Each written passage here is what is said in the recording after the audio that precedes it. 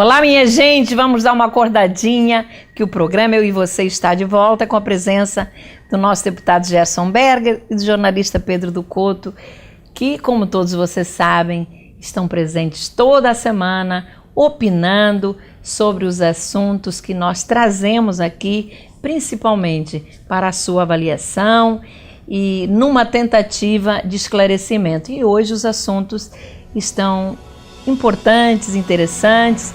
Nós vamos falar sobre o discurso de posse do novo ministro da Fazenda, o Joaquim Levy, o que ele deixou escapar nas entrelinhas, e ainda um assunto que frequentemente é tema do programa, o crescimento desordenado das favelas. Pois é, minha gente, mas como não poderia deixar de ser, o nosso assunto inicial de hoje é o atentado à liberdade de imprensa que chocou não somente a França, onde ocorreu, mas eu diria que toda a humanidade. E olha, Gerson e Pedro, eu estou até agora emocionada com a manifestação realizada em Paris contra esse terror e em solidariedade à liberdade de imprensa. Este tema é tão fundamental para a manutenção das democracias que fomos às ruas saber da população se acreditam na possibilidade deste tipo de terror se espalhar pelo mundo e até mesmo chegar ao nosso país. Vamos ouvir as entrevistas que vale a pena. Eu acho que isso pode chegar ao Brasil. Acho um pouco difícil, mas acho até que pode, né? Porque nós temos pessoas muçulmanas entrando no país. Mas, devido à nossa religião ser um pouco mais assim... ser um país muito católico, eu acho difícil a religião islã entrar aqui com essa força toda, né? Do jeito que a sociedade está violenta e intolerante, eles acabam se espelhando nesses ataques para dar surto. É que nem lá nos Estados Unidos com as coisas raciais. Acho que tudo está levando esse aumento da violência, tudo levando as pessoas um contra a outra, e no extremo. Uma vez um menino não entrou no colégio, não saiu metralhando um bocado de criança, em Realengo. O que falta para chegar mais?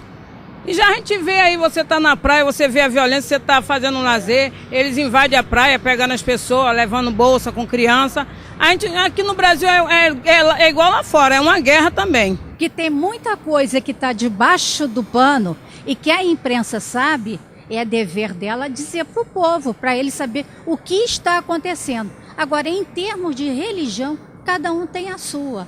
Então vamos respeitar, como sempre houve aqui no Brasil, esse respeito. Olha, está aí a voz do povo nas ruas e a gente percebe e vê com muita clareza que todos são contra o terror, todos são contra a violência ocorrida lá com o jornal francês, e eu acho que há uma preocupação muito grande da população em relação ao radicalismo, não que o terror chegue ao nosso país, mas que ações radicais direcionadas para outras questões que nos afligem também provoca muito medo nas pessoas. Disso a gente não tem nenhuma dúvida. Mas olha, Gerson e Pedro, a presença significativa de 40 líderes mundiais nos dá a esperança de que o demoníaco terrorismo desperte em governos democráticos a certeza de que tem que ser combatido sem trégua e no mais absoluto rigor. Somente assim, a morte de 12 pessoas na chacina do jornal satírico Charlie Hebdo não terá sido em vão. É importante dizer que a manifestação que levou à Praça da República de Paris 1,5 milhão de pessoas, comandada pelo presidente francês François Hollande, foi extraordinariamente corajosa e de enfrentamento ao medo. Mas que não fique apenas na passeata e na presença desses líderes que compareceram no espírito de solidariedade à França, muitos dando seu ombro na luta contra o terror.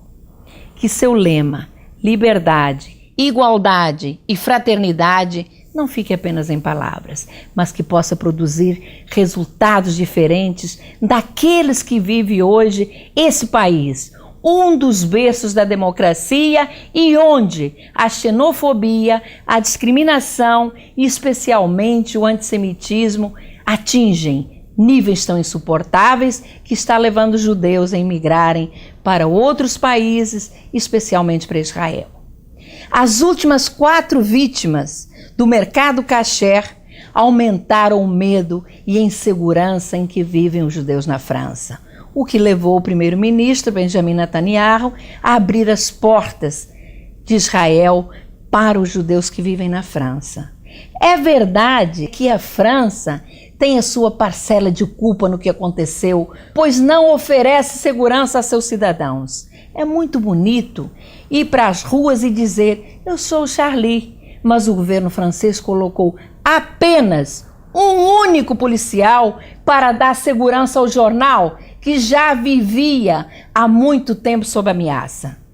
Você não acha, Gerson, que o discurso é um, mas a prática, infelizmente, é outra? Claro, Tereza. Milhares e milhares de policiais foram às ruas de Paris para dar segurança aos chefes de Estado e aos demais manifestantes, o que, claro, eu aprovo. Mas o Charlie tinha apenas um policial para protegê-lo em sua porta, que também morreu. Aplaudo a ida e participação de líderes tão importantes à manifestação em Paris, principalmente de países democráticos, considerando que o núcleo ditatorial, vindo principalmente da África e do Oriente Médio, também se fez presente. Incrível! A vigorosa democracia de Israel, representada por Benjamin Netanyahu, seu primeiro-ministro, também lá esteve. Isso não sei porquê, contrariando inicialmente a vontade do presidente da França, François Hollande, que não queria que ele fosse. Como não ir? Se 4 de seus irmãos haviam sido vítimas do mesmo terror da chacina do jornal Charlie, no sequestro do mercado kasher de Paris. Parabenizo a coragem do primeiro-ministro de Israel em participar da manifestação. Sua presença deixa claro que deve haver enfrentamento e não se dar trégua ao terror.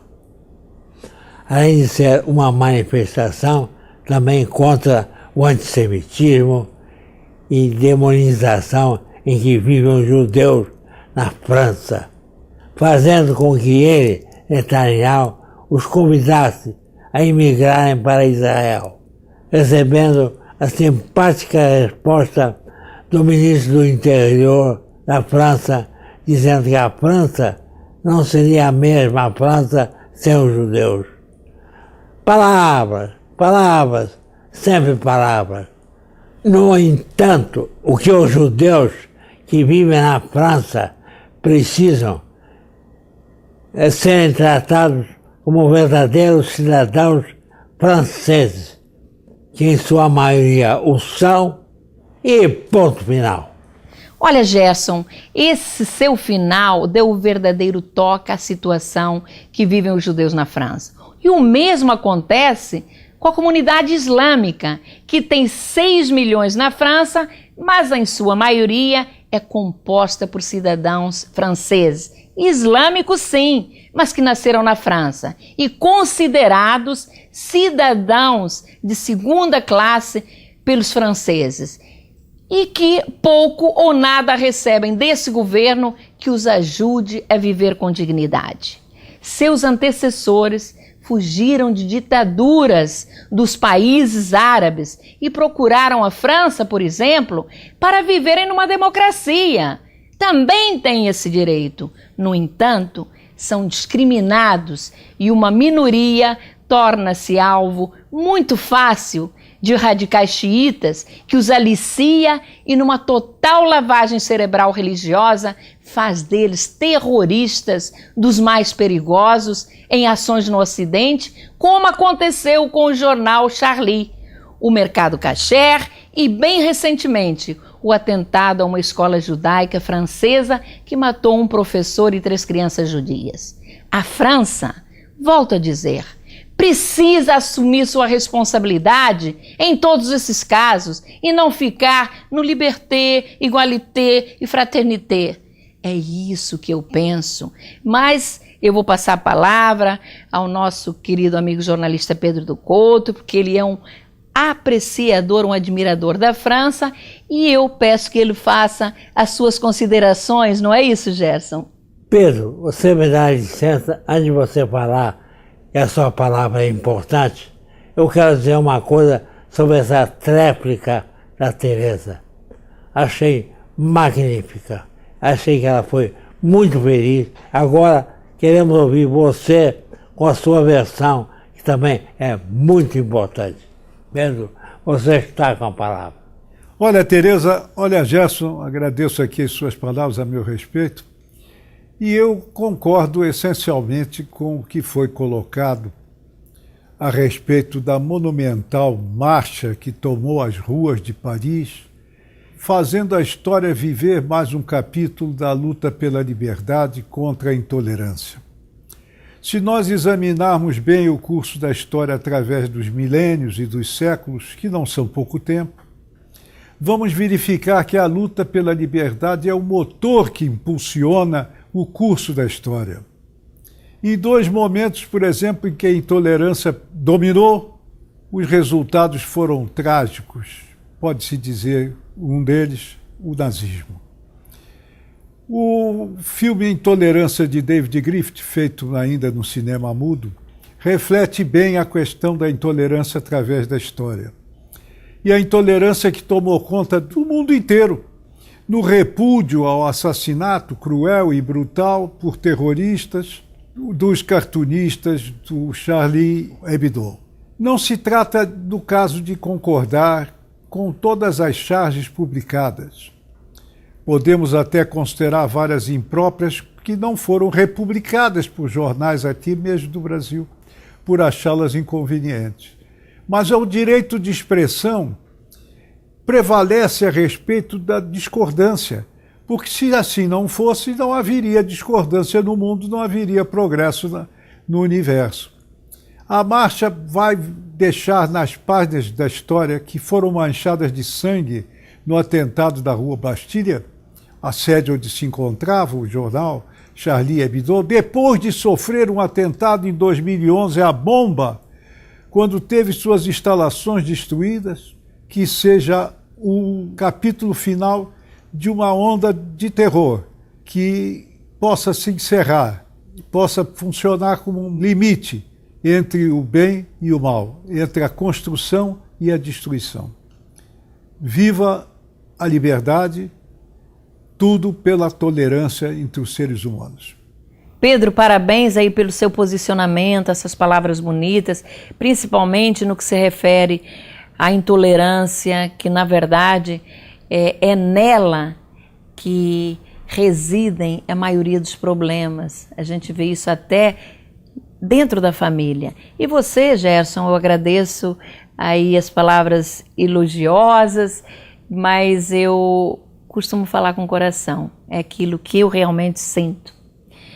Bom, minha gente, mas nós agora vamos falar da política nacional. E por falar em política nacional, eu estranhei que a nossa presidente Dilma não tivesse comparecido à manifestação e mandasse apenas o nosso embaixador em Paris. Acho que perdeu o Brasil uma bela oportunidade de se manifestar contra o terror e contra a violência e a intolerância, como você, Pedro, acabou de falar. Mas Gerson e Pedro, parece que o mercado financeiro se acalmou com a entrada da nova equipe econômica comandada pelo ministro da Fazenda, Joaquim Levy, que em seu discurso de posse falou na possibilidade de ajustes em alguns tributos. O que significa dizer alta de impostos?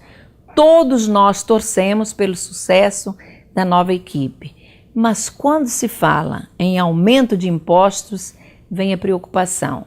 Afinal, o Brasil tem a cultura de resolver crises financeiras, criando ou aumentando impostos. Tem gente falando na volta da CPMF, contribuição criada no governo Fernando Henrique para socorrer a saúde, mas que logo foi usada para outra finalidade e não aquela que se propunha.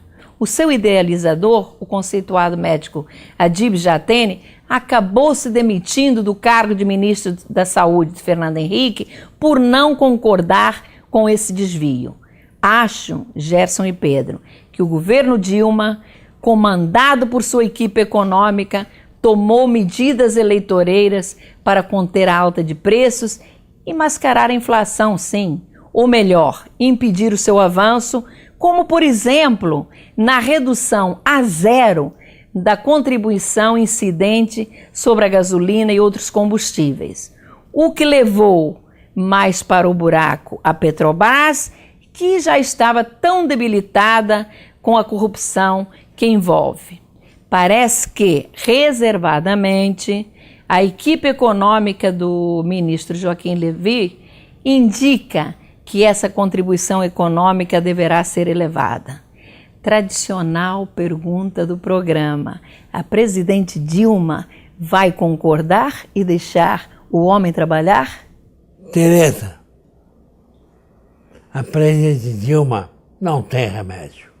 Ou deixa o homem trabalhar e permite que ele corrija os erros praticados pela equipe econômica que o antecedeu, com o total aval da presidente, ou terá que assumir a responsabilidade e ônus do afundamento de um Brasil sem crescimento, com inflação em alta, trazendo sérios problemas ao cidadão.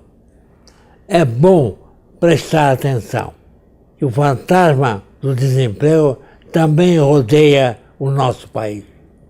A Volkswagen acaba de demitir 800 funcionários. A presidente Dilma, como você disse, Tereza, ela adotou medidas eleitoreiras estimulando o consumo, por exemplo, da compra de automóveis quando reduziu a tributação do IPI. Agora, ao acabar com esse benefício, as concessionárias vão ficar abarrotadas de carros, diminuindo a produção. O perigo para o desemprego. Nessa questão, a equipe econômica anterior, comandada por Guido Mantega, recebeu críticas veladas, explícitas de Joaquim Levy em seu discurso de posse. Eu acho, Tereza, que outro aperto será em relação aos descontos da dívida dos estados e municípios com a União, beneficiados pelo governo no ano passado, mas que tão cedo não irá se concretizar, como indicou o ministro Levy ao desconversar.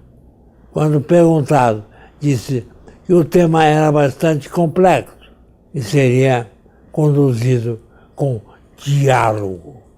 Para o bom entendedor, não disse nada, mas vamos aguardar. O Brasil vive uma crise econômica que tem que ser combatida para voltar a crescer.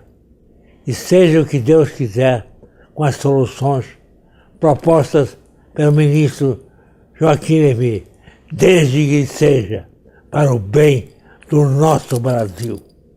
Vamos desejar sucesso à equipe econômica, ao governo da presidente Dilma Rousseff, porque, caso contrário, quem sofre não é o poder, quem sofre é a população brasileira, que enfrenta dificuldades financeiras muito grandes.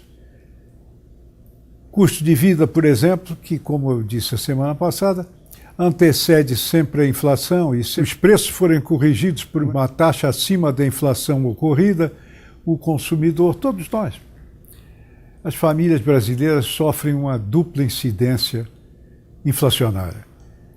E há também o problema do emprego, que é fundamental para o desenvolvimento e para a sociedade como um todo.